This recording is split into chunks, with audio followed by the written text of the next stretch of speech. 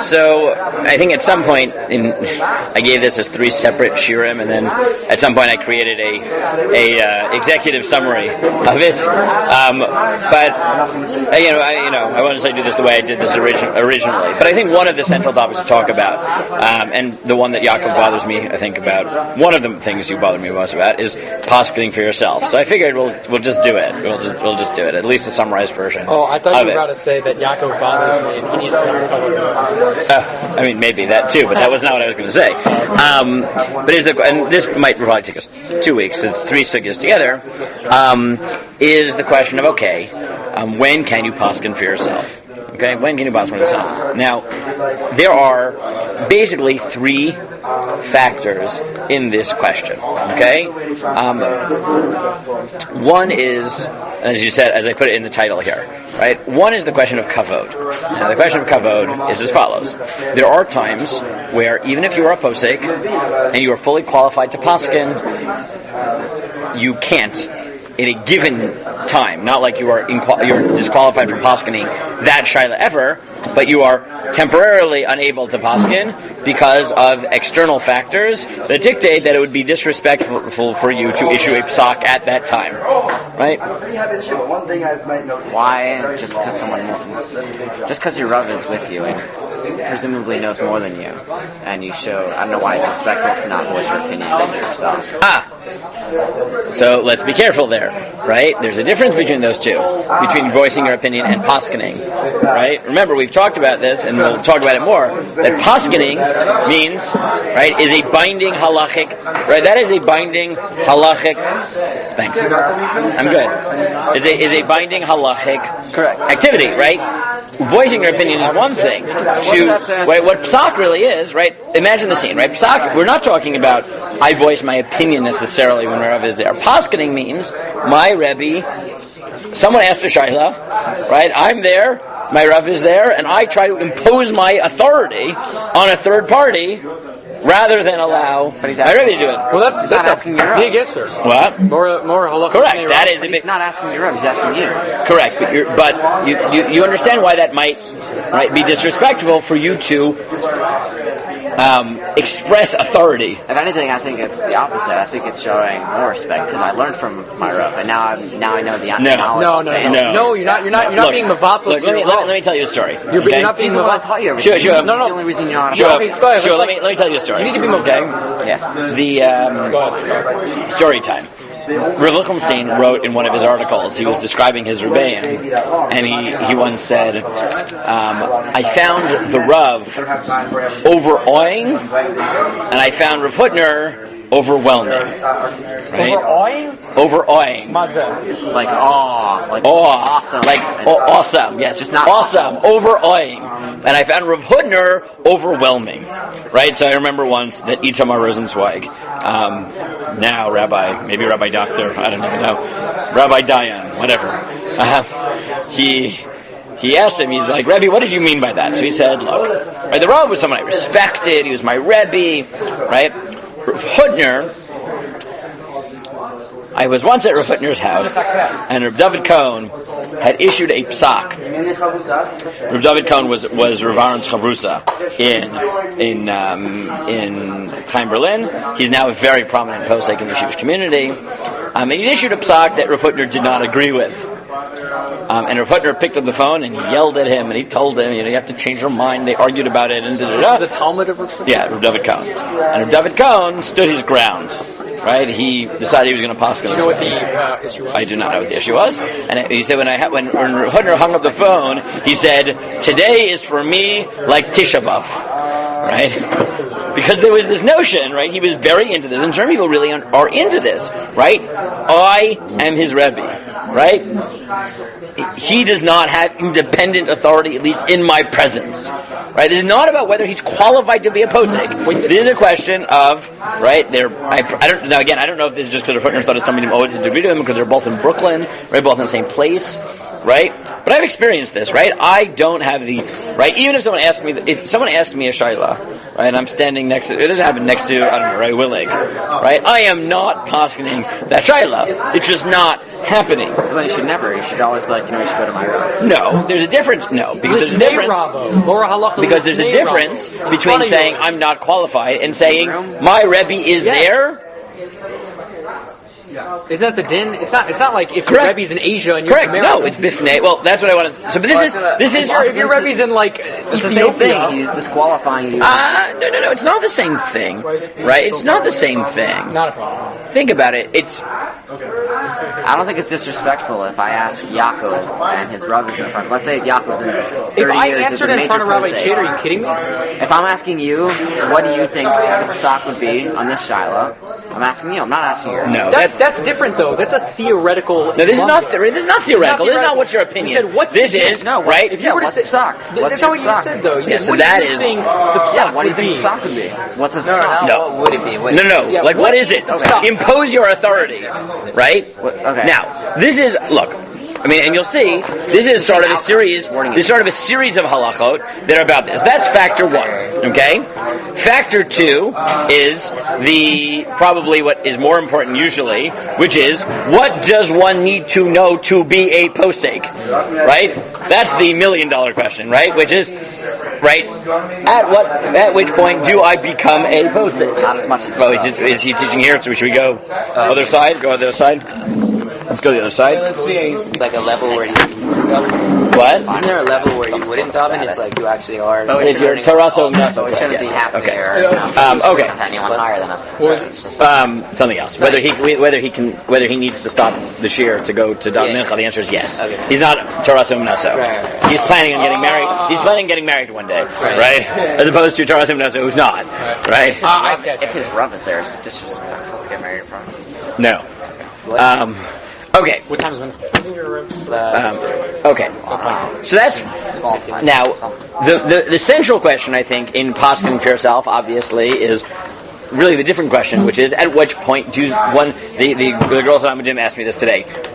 When does one become a posek? What do you need to do? They asked me practically, what do you need to do to become a posek? I'm like, well, it's pretty simple. You need to master all of the primary sources, have a decent working knowledge of all the previous authorities and how to utilize them, understand how to balance that against extenuating circumstances, understand how to apply that to reality, and that sounds about it.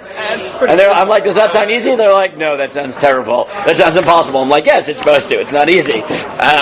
But the second factor is obviously not how do you poskim for yourself, is at what point does one become qualified? What should you teach them? I'm teaching them contemporary halacha with an eye towards, but with an eye towards methodology. So today was intro to methodology, right? It was what are the factors of psak, and they're like, at some point, how does one become a posek? Is a rabbi a posek? I said, being a rabbi is neither a necessary nor a sufficient quality for being a posek. One can be I know. I said one can have smicha and not be allowed to paskin, and one cannot have smicha and be allowed to paskin. Right? That magic word does very little. Right? I was any shidduchim for Shua or Rinam. I'll keep my eyes open. My question was just about to be if you're a shadchan. I didn't know we did shit. You must be a navi. I must be able to analyze people. My first two attempts at shidduchim were both successful. That's all I know. Right? know where to go. There's someone from Detroit there. There is. I don't know that. Anyways, now the third factor is, let's say you are undeniably an expert. You are a world expert. Shua has now mastered Shas, Poskim, knows them by heart, backwards, forwards, inside out. He's done Shimush in Psak with the right shade for 40 years, right? He's now, however old he is, right? Shimush from him. The third question one has to ask is, okay, but he's qualified to paskin for everybody else, but is he qualified to paskin for himself? Why wouldn't you? Why would others be okay, not yourself? Because you're going to be biased. Thank you, because you're biased, right? You're biased, right? To give you an example, the classic one in poskin. This sounds like when I say the classic example, it sounds like tongue-in-cheek, like I'm giving you the example because you're teenage boys. I'm not. I'm giving you the example that poskin use, right? Which is, if someone else asks you a question of whether his wife is still a nida or has become a nida, right? You can look at it objectively, right? If your own wife comes to you, right? Suddenly, are you biased? right? Here's my question: what if your Rav comes and asks you, Shiloh, you're not a possible for your Rav? If your Rav asks you, disrespectful. If your Rav asks you, presumably, right? Someone that would be but I wouldn't want my Rav to come and ask me a Nida Shiloh. I'm just saying, it'd be awkward. That's true. Right? If you want my opinion on a Kosher Shiloh for a Nida, I get that's just awkward. Okay? But you're in front of your And then I will do what I do in 90% of Nida Shilohs that come to me, which is, please ask my wife. Right? It's much easier. She says, that's it. Go ahead, right? I learned Nida for 1 year in YU. My wife has learned it 3 years full time. Go ahead, right?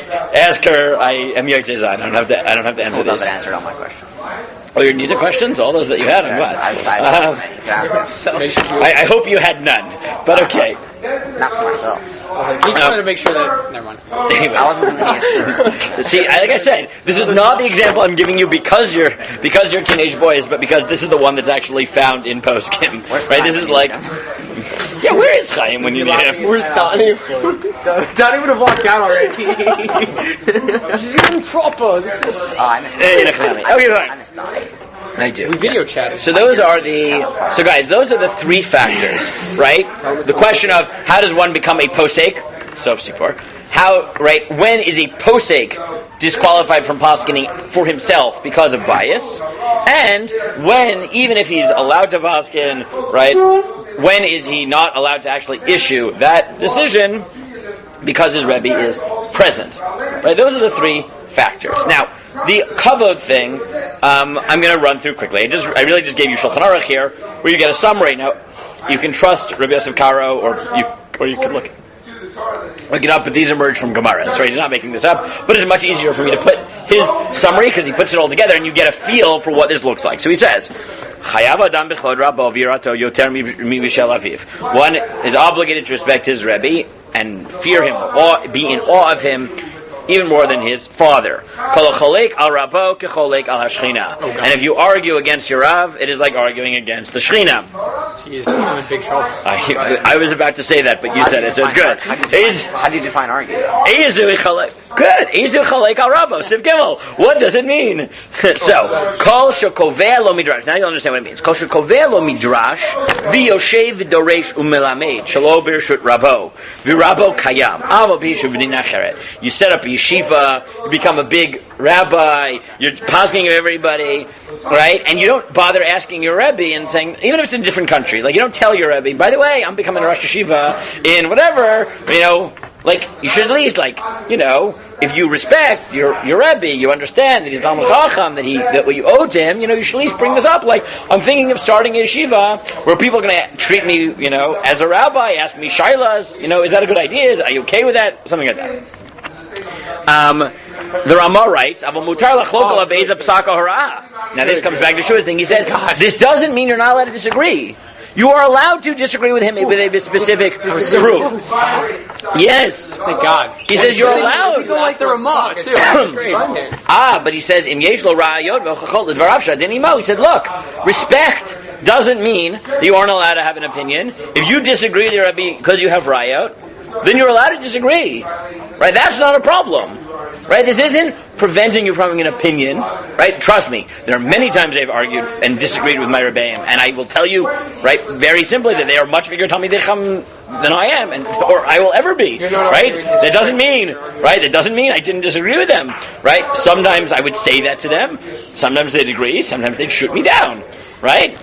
Trust me, it was scary whenever I disagreed with When they shot you down, did you be like, oh wow, I actually don't disagree with you anymore? No, actually, it took me a year and a half.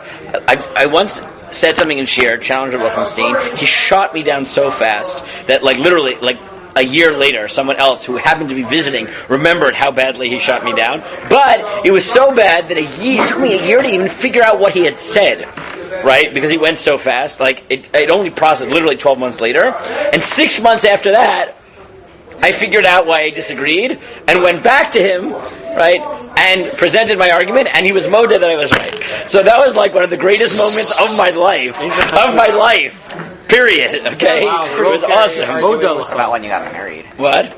No. One of the greatest moments, I said. Right? Getting married was great too. Having my kids was great too, yes. But it was a really great moment. It was awesome. That was, obviously. Anyways. But you're allowed to disagree. Now, I mean, look, Is it like possible with slightly? Sure. Okay. Okay, I'll try. I used to argue the Ray Willig, and Ray Willig is more expressive than Luchamsin, so that was always fun, right? At least under one circumstances, I probably was a little too mechutzev, whatever. I had my riot in the Tosefta, and I told him that I wasn't quite sure, but he could be being marshal people in Isser Skila. Whatever, I probably shouldn't say that. I'm not sure I said it quite that chutzpahdik, but I might have. I still happen to. It really just meant that I disagreed with his psak and Hilchos Shabbos, and I thought someone was Esther and he thought it was mutter. Right? That was the upshot of that machlokes. Don't learn from me. Do not be that disrespectful. Please don't do that. That they were the reason, or in your opinion, they're the reason that multiple people went off the draft. Is that? Oh, that is really not nice. Don't do that. Please never say that to me. I wouldn't say that. Okay. Well, but it's the truth. You should understand the reason I'm giving Ray Willig as an example here is because I think Ray Willig is an excellent posek. Right? He is like my Okay. So you couldn't say that like some guy that's like really bad in yeshiva and bad with kids that he's like the responsibility that everybody. I know what you're talking about. I don't want to know. Okay, Siv Dalet. Not in now. this yeshiva. That seemed like a very specific. I'm going to move on. No, yes, okay. No, I have a very specific case. Okay, guys, let's continue. Siv Dalet. Asur la'adam lahorot lefnei rabo le'olam. But you are not allowed to paskin in bifnei rabo. Literally, your Rebbe is there. V'chol hamoreh lefanav chayav mitah. That's what Rabbi Shade said to me. And if you do, you are liable for the death penalty. If you argue with No, if you paskin in front of your Rebbe. Again, this is a very fine line, right? What's considered? That basically means if you're in front of Rabbi Soloveitchik and Rabbi Soloveitchik said it is mutter to use electricity on if I'm in front of someone who's dead, I don't know what I would do, right? If you say, if this is what I would do, Give a Rebbe Shade example. If I was that in was front of the one Rav- time I was speaking with Rabbi Shade about the electricity thing, and I was like, "Well, that's insane." But we were like discussing it, and he's like, "Moral, you'd be more halachah than Rabbi, you'd be high misa." You know the Rav is not the only pasuk who says that. It says what? That electricity is mutter on Yom Tov? Yes, he's not the only I know. pasuk. I'm just the only one that I'm aware Yes. of. wait, what's considered possible? Like, if you say, all right, this is what I would do. See, then I hope right now you appreciate how beautiful Shulchan Aruch is. Hold that thought for just a second. He says, "Vafil until Rishit Lamani Toch Shalosh Parsaot." Within 3 parsa, you can't take. Even permission doesn't work. Im Hayarabu Marabhov Mufak. If he's your Rebbe Mufak, right? Your main Rebbe, which we'll have to define. Siv Zayin. Nachum's question: Lo mikri hara'ah. What is a psak? Right? Ela shemoreh al masav shabalafanav. That means specific, not what is your opinion about this. Someone comes and said, "What do I do with my spoon?" Right? Which fell into the wrong pot. oh yeah, Right? Right? Shaila that happens practically now. Right? And I say, "You do this." And my Rav is there, and I don't let him say, "You do this." Right? But he says aval, and this is Shua's point. Even if your Rav would gave you that same Yes. Wait, Aval, that this is my Ramah, go back up to that Ramah. The Ramah says, like, that's what I don't get. You're quoting your the Ramah says, "Afilu tilas rishus," meaning if the Rebbe gives you rishus, lo mahani, it doesn't help toch shlosha parsos. Even if you're 3 parsos away from him. Yep. Im who Rebbe It is your Rebbe Mufak. So meaning if Rabbi Which we're going to have to define. If someone asks me a question right now, You're one of the few people I know who has a Rebbe Mufak. I'm just saying. Yes. Okay, so let this actually happen. So let's say someone came into the dorm to me and asked me some question. I could not, because I'm within Sholosh Parsos of Rabbi Shade. Wait till Sivchen. Okay. So he says, now again, this is Shua's point. Right? If someone didn't ask you, what do I do with my spoon right now? He said, what do you think the halacha is? So then, Yachol Omar Masha B'da'ato. Wait, in that language, what do you think? Yeah, what is your opinion? You're allowed to say. It's only if he says, what do I do with this spoon, right? Why can't you say the Ashkenazim do this? There is a difference. No, because, again, it's only... No, there's a difference. If I ask you, what do you think I should do with this spoon? I think but I'm not giving you psak. What's the difference? That's different. No, if you want to say... Shani Hus. If you say, like, it's the same okay, outcome. This is what I do in this case. It's different. That's also considered a psak? You I can't can just ask every one of my psak questions as, what do you think I should be doing? What would you can, and you know what would happen under those circumstances? It's not halachically binding. There you go. Kevan she'ina morel maaseh shebalafanav. Right? If you're asking a theoretical, correct. Psak is binding if it is a question about a specific case that comes. If it's not theoretical, but if you pose it as a theoretical, right? It is. How do you pose it as theoretical? No, it's not. There's not semantics. Like if I come and I ask the Rebbe's opinion, but I don't ask him what to do, right? I said, what would you say in such a case? But I'm not saying this happened. I want to know, right? That is not called a psak. That is called an opinion. I drop my spoon in the pot. What would you do? That's not psak. If there's not an actual That's spoon, theoretical. You're theoretical. You know that's theoretical. It's not theoretical. I just What dropped would my you spoon. do? What would you do? Yes. Mahayita osa. no. It's according to the Gemara. Something is a psak when he says halacha l'maaseh. This is what you should do. There's between in this. mahayita osa and ma'aseh. What shall I do and what would you do? Yep. It's not theoretical. If you ask a Same outcome. No, not even necessarily. You could be a different outcome because psak is based on your situation. Psak, his situation could be different. Psak means so you're asking about a specific instance and you want a practical answer to that Look, issue. I'll give you a perfect What do you example. think I should You know how many times Rabbi Yes. has been... And if he says, Ad shi amru lacha halach, and if he tells you this is what to do, that is practical. Right? That is considered halacha So is it l'maaseh. how he answers or how you ask? No, it's how you ask. If you say, well, both, right? Meaning, it's if you say, what do I do in this case? And he says, this is what you do, that is a psak. If I say, what do I do in this case? He said, I would do this. Is that psak? If he refrains from giving psak, it's not psak. That's not psak. Okay. It's the difference. Okay, both sides can prevent. Sure, both sides can prevent it from being psak, right? The shoel can just say, look, what does Rebbe think the halacha is in this type of case, without saying, right? Then it's not psak. And if sometimes yes. And if you told me not to speak to you that way. Yeah, I only did that for Lichtenstein. I didn't do that for anybody else. Can I give Shua a specific case that I think will make it very clear to him? Wait a second. Okay, sorry. Now, but a posek can also choose to not paskin, and I will do this sometimes. Right? Someone will ask me a child, and I'll say, look, I'm not going to paskin for you. Right? This is what I would do because of this opinion, but this is not the only opinion out there. I'm not telling you this we have to do. I'm giving you the right. Sometimes when someone asks me a shaila, Yeah, but if they're asking you, then they clearly want what you would well, do. Get a response. So sometimes I'll get a response, or sometimes I'll ask them. I'll So say, they don't look, want it to be halachically binding. well, no, sometimes they do, and I won't do it for them. He's saying right? you want to give them something that they have. Right. Let me give you an example. If someone comes to me and asks me a shaila, and I know I have a very strong opinion about it, but I know my opinion is the minority, right? Yeah, So I can tell them, I can say, look, this is my opinion, right? But I'm not telling you that. I sometimes will be hesitant to paskin for them because why should I bind them to a minority position, right? they're asking your opinion. Well, so I'll tell them. I said, do you want me to explain the sugya to you and tell you the options, right? Or do you want me to decide for you, right? Right? Before I do that act of paskining, right? Now, sometimes I will, right? Sometimes I will ask them straight up. Now, by the way, there is a magic to paskining, right? Which is, as I tell people sometimes, I tell them, look, if you want me to paskin for you, I will, and know that what that does is it will take the responsibility away from you, right? Meaning, if you want me to paskin, that means, right, what I'm accepting on myself, right? You are accepting to listen to me, and in return, I'm accepting, essentially, and I can explain this later, I'm accepting the divine punishment if I got this wrong. It's like power of right?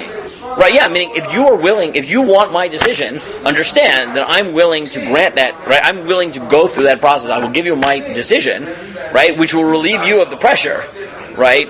But, right, because now it's not your fault, right? You asked me the shayla, now it's my fault. You think it's right. Right? You're asking me, right? This is what I think, right? Okay, wait, I gotta give this to Shua because he's gonna get this. Okay, go. It's like this. Let's say I say to Rabbi Che, what do you do about me? He says, I personally eat Beit Yosef. Okay. But when I asked him, what can I eat? Yeah, he said. I don't even, he said I could eat dry cake. Because of my situation. Oh, right. Craziest thing. Because of my situation. I happen to know that they like raw box. That's why I'm just saying that.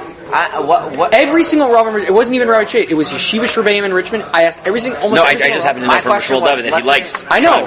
My question is, but if you I'm ask saying him, even what do you, Rebbeim like, that what do you think I should do? I don't know about the meat. I'm just saying in general. I have no idea. You also see them as like Yaakov. No, he likes it a lot. That's the funny thing though. Like, No, like every stuff I ask, Me? I have no information. I have not been able to get a straight answer about it ever. Me in the situation. Right? So I have no clue. That's I happen to like Ray Ralbach also. You know? But you're saying the words, what do you think? I have no... That's what I was asking. I don't know. What do you think is a slight difference in how you structure it? Yosef, I don't know, and I would never say something like that on recording, because whatever I say, someone will listen and hate me. So the answer is I have no opinion. None. No opinion on what? Oh my gosh. He asked me about Triangle K. I have no opinion. Wait, this is like one of those heated issues. Are you Go ask putting this somebody on else. Why You Torah? Yes. I shouldn't have said that about Right Shade then. But whatever. Okay, I can cut it out if you want. Okay. Let's say in this situation, I said, if I were to say, Rabbi Zirirng, what do you say? What do you think I should do in this case? That would be psak. That's psak. Correct. Right. Correct. Right. That's I was asking on the lashon of what do you think? What do you think instead of what is? No. Or what would you do? Because psak is Not situation. not what you would do, but what Psak, do you think? psak is anything that the upshot of it is what should I do in this case, not up there, right? Not lumdas, not whatever. Okay. Next point, and I must have made this point 100 times to anyone who's ever asked me. This is very important. Lo, and this might help answer your question. Lo mikri hora'ah, right? Ela b'davar sheish bo chidush la sho'el. It is only considered a psak if it is novel. Right? If someone comes and asks me a halacha, which is straight out of Shulchan Do I have Aruch, to put on tefillin every day? I am, or even, I forgot to say Mashiv HaRuach U'Morid HaGeshem. Do I repeat Shema Esrei? That you can paskin in front of your Rebbe, because that doesn't count as a psak. Right. Psak is very specific, and this is why it's a lack of respect. Psak is issuing something which is novel, which is not black and white, where I'm issuing my opinion, not I'm just telling you the information. Right? You're not gathering Metzias. I'm not telling you a basic, right? It's that this is a question that is novel, right? Right? It's not like obvious, and I'm weighing in and saying this is what I think, right? Not this is what the halacha is. Everyone knows that's what the halacha is. That doesn't count as psak, right? And I make this point all the time. 90% of what you ask as a shaila, which you call psak, is not psak. Is not psak. Well, it's not psak. Psak does not mean you are not knowledgeable and your Rav is more knowledgeable. That's not psak. That's merely conveying information. Psak is, this is not an open and shut case, and your Rebbe is making a decision that, right, is choosing a side, right, is issuing an opinion, right? That's psak. Psak is not telling you, by the way, that's what it says B'Feir Shulchan Aruch, and everyone agrees. That's not psak, right? That's maramako. That's telling you this is obvious. Right? That's you don't have information on writing it. Let's say someone says to you, "Hey, I cooked an egg in a meat pot. Can I eat that with kuta?" And you say to them, "You're Ashkenazi." No. And is that issuing horah? So what do you think? Well, I'm not sure. Well, look at his example. What is the example of things that everybody knows? The example of things that everybody knows, even though you don't all know it, is all the basic laws of kashrus. Correct. So then that would be mutter. Correct. The stomach that would be correct. And this is even though it's machlokes. Correct. Presumably, right? Something which is basically straightforward, right? That's only because there's an Ashkenazi Sephardi divide. But let's say in a theoretical world where it was really not an Ashkenazi then it would be. And it would really be. I find the Svar or the Rambam, or I feel like the Rambam has good diak in the Gemara. Correct. That's hara. Right. Hara is only where I make that decision. Right. Not conveying information. And this is why it's disrespectful. It's not disrespectful coming to some. If I'm standing next to Ray Chait, it's not disrespectful if someone says I forgot Masha Baruch or Pichman Esrei. Right. That's easy. Right. It's disrespectful. Right. For me, even though he's not my Rebbe. Right. But fine. He's the senior rabbinic figure in the room. Right. Here's a very, very controversial issue. Right. Which is not settled at all. Right. Right. So for example, if someone came and if someone said, "Can a Levi go and Risha?" That's not controversial. Shulchan says mutter. And you said, you said yes.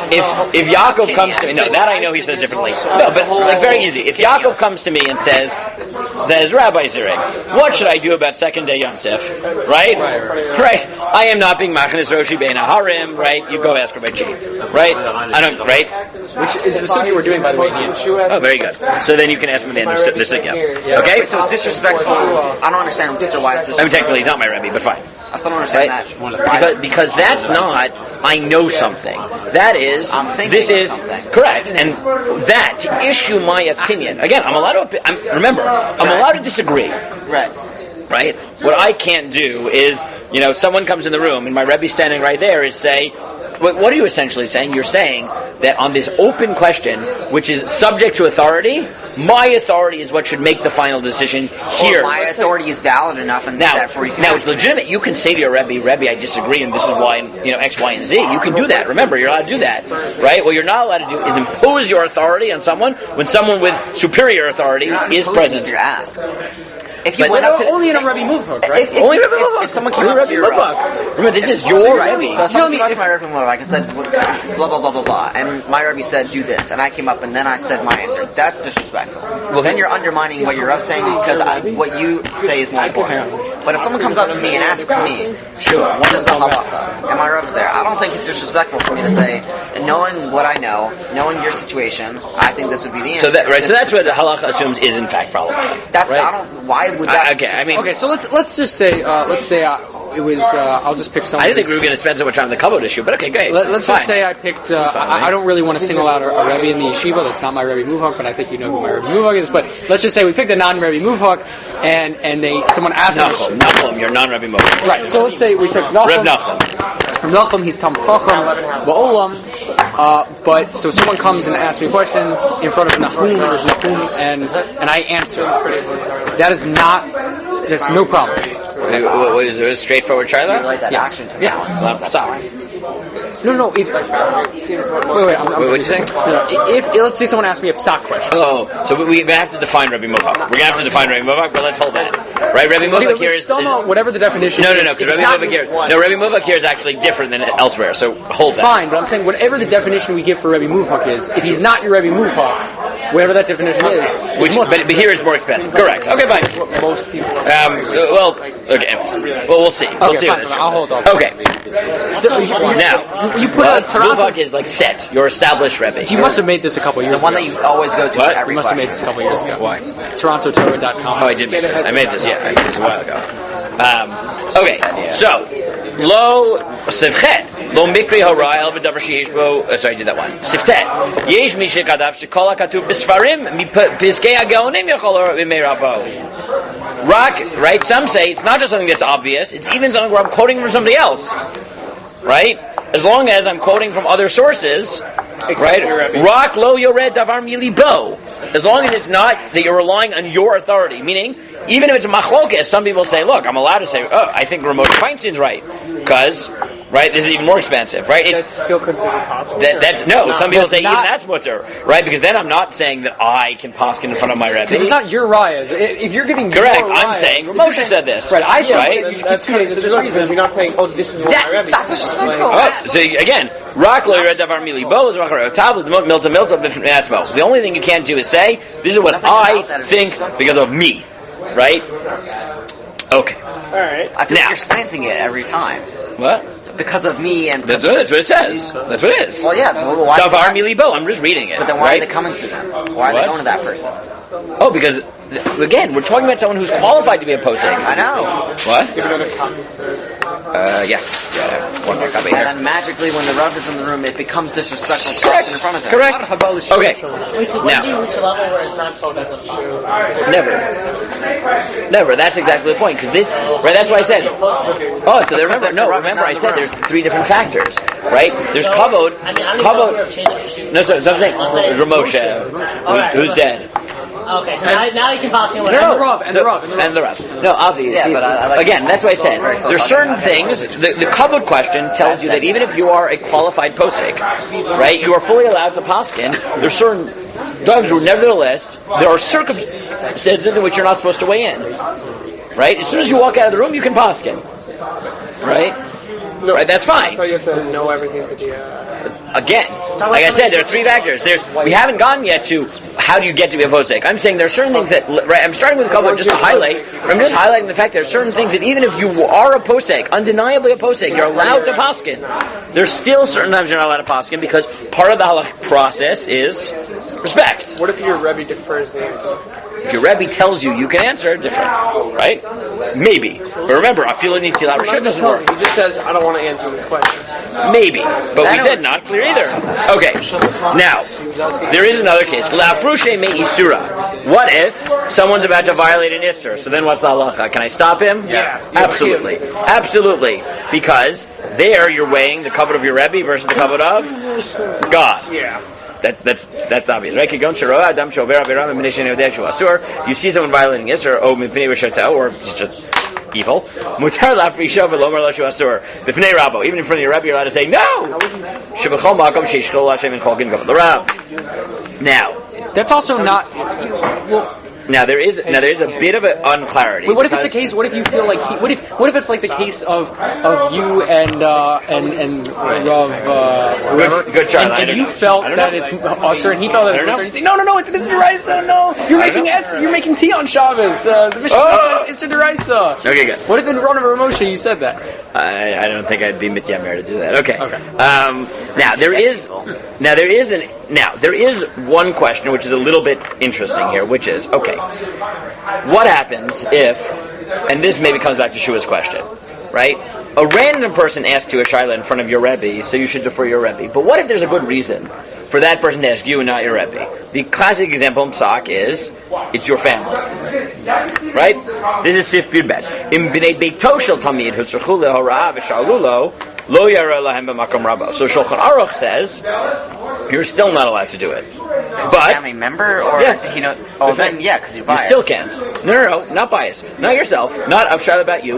Your kids. Your family. What if you're biased? You don't want your kids. Well, yeah, You don't want them to what? You don't want them to. Not Avera. They're asking you a shaila. They're asking you a At shaila. least this is good, because obviously if you say it's bad, They're too connected to the No, situation. before you're asking a shaila. Again, we're going to see that bias is not really much of an issue. So we'll see. Wait, this But- case is like it's if you're family in your friend. own house and your child. No. B'nei Beito, right? You're next to your Rebbe, or your Rebbe comes And over your for child- dinner, and your family asks you a Your kid shaila. says, I feel like you're going to be biased. okay, can I That's mutaros. So Shulchan Aruch eat says a aser. cheeseburger that looks like Iron Farm? It's fake cheese. One second. Looks like So Iron Shulchan Aruch says you still have to defer to your Rebbe when your Rebbe is there, right? Oh, so he does hold it to us. Wait. Skip for a moment to number 2, but this is not obvious, right? The Rebbe Yerucham quotes the Rush, who says, "Ki yesh lehistapek in bnei beito shel talmid, hu tzarchu lahora'ah v'sha'alu mutar, kmo she'amarnu b'dikat sakin la'atzmo, u'ne'emar, d'lo dami ki davka sakin she'eno l'chvodo shel chacham." He said it's suffix. The Gemara says that if you ask about a shechita knife, which the Gemara says is not really a shaila, it was a formality of respect. You would ask the Rav, is the shechita knife good? So that you have to ask your Rebbe, because that's honor which was due to the rabbi, right? So, is every other shaila like it or not? Meaning, are you allowed to paskin for your family in front of it? So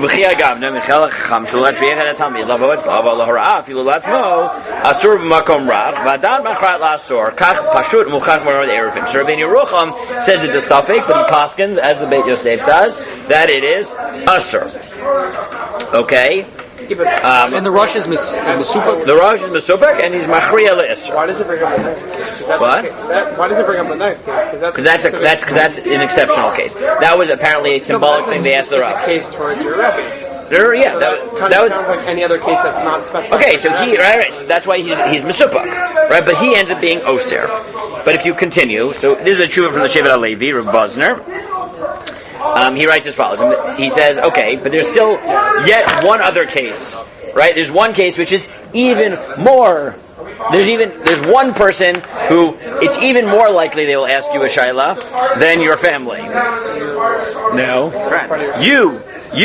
Do I have to ask my Rebbe? Am I allowed to paskin for myself? You already said no. In front of my Rebbe. You can't paskin for yourself automatically. No, we didn't get that. I said, can you? We're going to talk about that. The answer is probably going to be yes. Right? You can. Really? All right? What happened to Really? the Yes. bias? Yes, you're like shocked, but that's why I put I thought we just said before that. No, I said that was the third issue we have to talk about. Right? But as we'll see, the answer is going to be, according to most poskim, either always you can or usually you can. Because you're in front of your Rav? No. Like, in general, the answer is going to be you can always paskin for yourself, right? Leave your Rav out of it, or usually. We'll see. That's how we paskin. But But he says, what about Linyan Lahorot Latzmo? So he says, Ayin Begilian Marsha B'Shem Orachaim HaKadosh Parashat Shmini. It's there if you look it up. Okay, it's hard to find, but fine. Shinistapek Bazeh. He's Misupak. Ibra Matzati Bal Orachaim Atzmo B'Sefer Rishon L'Tzion. But in the Orachaim Sefer on Shas, and I gave it to you number 6. Pshita Le Demuter Lahorot Latzmo. Dein Geder Horah Makshamora L'Zulat. Yashev Rav Tacham Chazin L'Nafshei. And his conclusion in the end is, at least that is not called psak. Deciding what to do yourself, that is not called psak. That is called deciding how to act. That's not called psak. Right? Psak is someone else is asking me to impose authority. You're still taking the blame for it. Right, it's for me to impose authority, right, to act as an authority figure. That's the problem. When I do something myself, I'm not imposing my own authority. Right? This is a very limited halacha. And if you want to look at it inside, it's number 6.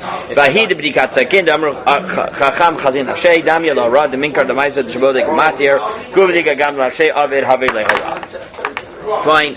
If you look at the Pitchei Tshuva in 4, he writes, I am b'tshuvot chavot yair, kadav sham b'pshitut, v'chol horaot isur v'heter sheba la'adam b'toch beito sharei la'odot im barachihu.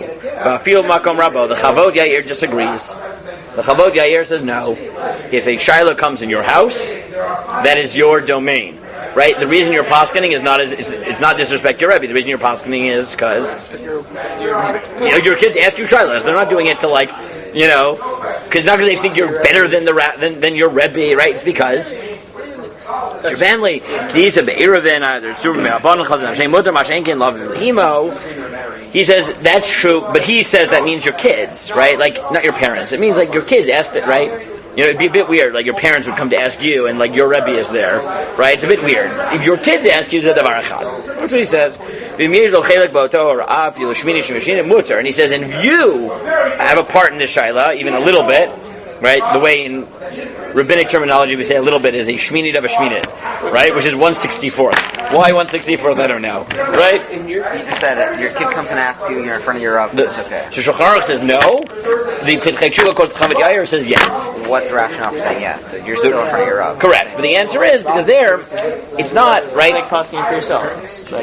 Or like it's not in disrespect, right? I'm answering to my kid because the reason they're asking me is because I'm their father, not because they think I'm a bigger Talmid Chacham, right? It's because they're my father, right? They're my kids. It does, because remember, this is all perception. Am I slighting him? And the answer is, right? The Shulchan Aruch says yes. It is slighting your Rebbe, and the Pitchei Tshuva quotes from Chavet Yair says no, right? If my kids ask me, right, if my Rebbe is there, he's not going to be insulted, right? This is not that someone from the community is coming and I'm imposing my authority, right? My kids, right? My kids are asking me a shot. Close friend. What? Right. So, right now, right, the question of whether you can expand it is interesting, right? It seems not to be. It seems the poskim are very limited. The Pitchei Tshuva himself doesn't like this. He just goes to the Chavetz Yair. He says, "V'tema shlo hevi klal divrei Torah b'mechaber b'kan."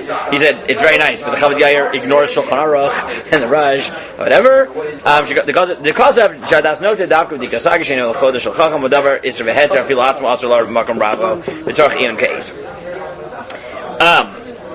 Now, if you look at the Aruch HaShulchan, he writes as follows in number 5. He says, "V'da dizeh she'asur l'tamid lahorot b'makom rabo afilu b'sheila she'veito asur lahorot k'man shechad Rabbeinu Beit Yosef v'sif Yud Bet v'zel shanu v'neveto shel tamid v'zruchu lo ra v'shalu lo leir lahem b'makom rabo adkan l'shanu u'mashma l'loshon zeh mashma dafka l'vnei veito." Again, this is only to other people. V'latzmo mutar lahorot l'asor negiat lahorah v'din barur asli dechemen din amor l'acherim ein zeh heder kavod l'rabo. Now, you could have argued on this, but this is the Shulchan, the Rishon LeZion, etc. Yeah. And the answer is no. We paskin that's not true. Then dan le'atzmo means that you can't judge by yourself, but that's din. It's din imamanot. You are allowed to. We'll see. The majority position in poskim is that again. We'll see. The conclusion is either you're always allowed to poskim for yourself, or you're almost always allowed to poskim for yourself. I will put in brackets, and we'll see this. That doesn't mean it's always a good idea, right? If you have a shiloh where you actually feel biased, right, and you feel like you can't give yourself an answer with integrity without being biased, then don't poskim for yourself, right? It's not. This is right. Now, it may be a good idea sometimes, therefore, to ask someone else, right? But fundamentally, we'll see. That's not necessarily the case. You don't necessarily have to. Okay, Sif Yud Gimel.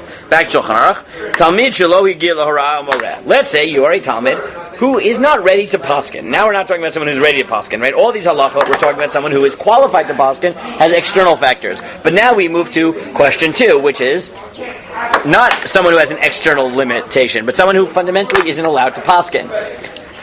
We really don't like that person very much. That person this is what we say about him, and this is almost a direct quote. This is like a direct quote from the Gemara in 2 places, and so it's a Daf Chabet and Avodah Zarah Yutet. Talmid shelo higil lahorah umoreh. If you are not qualified to paskin and you do, hariz shoter rasha v'gas ruach. You are an idiot, evil, and arrogant. And now it gets worse. Va'alav ne'amar, again, this is a quote from the Gemara. They're not making this up. Ki rabim chalalim hipila. And the Torah says about you, you have killed many corpses. You have caused many corpses to fall, right? It is akin at some level to murder. Hapila means killed? You have made fall, right? You have made corpses fall. I see that. V'talmidem aktanim hakoptzim. The Ramah writes, Talmidim aktanim hakoptzim laharot v'leishiv rosh. Those young students that jump to paskin and sit at the head, uleit gadel b'vnei amei haaretz, and show off in front of the amaratzim, the hamonam. Marbim machloket, the increased fights. Machrivim ha'olam, destroy the world. Michabin neirashel Torah, and extinguish the light of Torah.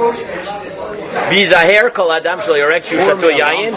Parenthetically, don't paskin while you are drunk, intoxicated, or even something obvious. Ki im lo davar shabar b'poskim zilzor kai beiravu, unless it is legamre obvious.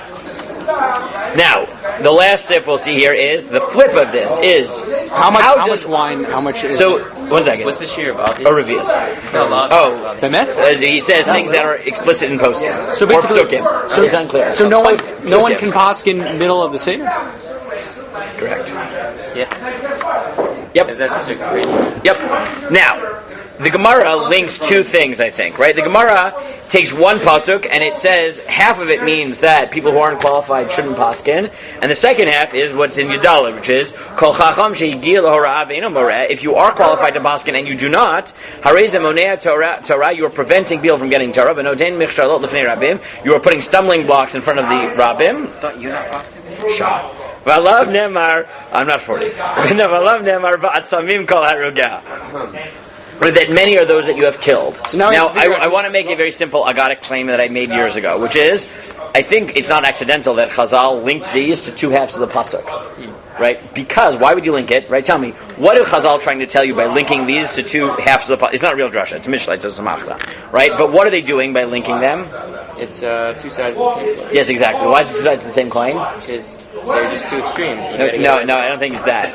I think it's more than that, right? I think it's because if people who can paskin don't, then who is going to run to fill that place? People who can't paskin. People who can't, right? There are always unqualified people who want to be experts. And if the experts are overly hesitant, right, the result is that people who Interesting. are not, right? So that's my claim that what Chazal are saying, right? Is that the way I understand that though is at which point your authority is needed, right?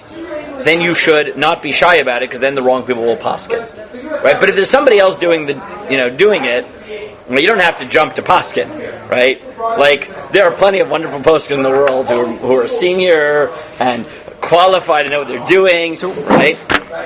There may be some people who want to, issue their halachic positions, but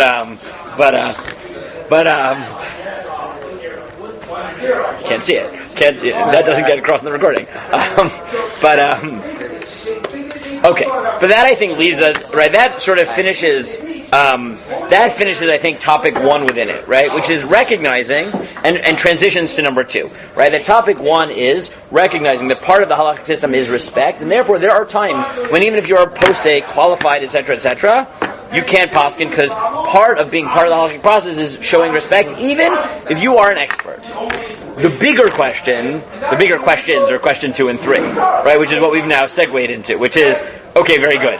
But once that is only true when your Rebbe is standing there for a very specific type of a psak, which is mechudash, right? That happens, like, how often does that happen? I don't know. Right? The bigger question is, right, well, at what point am I qualified to paskin, right? And therefore I can start issuing decisions and not relying on other people. And what we've seen now, which will lead us into that, is the stakes are high.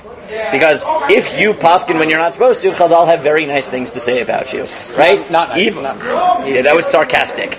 Evil, arrogant, right? Evil, arrogant, and an idiot, right? Right? So what we'll have to do next week is, and again, I think these are really three topics, right? I want you to understand this, right? The question of whether you can paskin yourself is really three separate topics, right? What makes me a posek? When can a posek not paskin because of bias?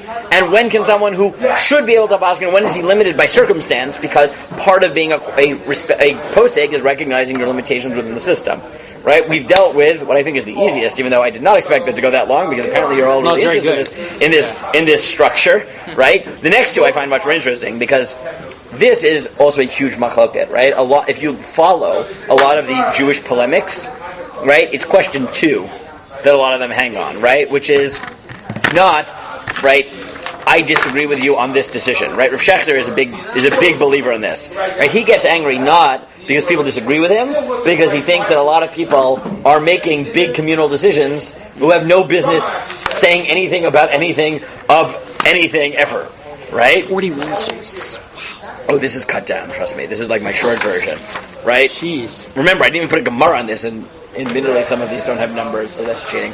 But that's fine. But that's what we'll do. I hope to do it in 3 weeks. If we get it both done next week, great. Right, but it's really 3 separate topics, right? And you want me to hold on to it? Is that what you want? Yeah.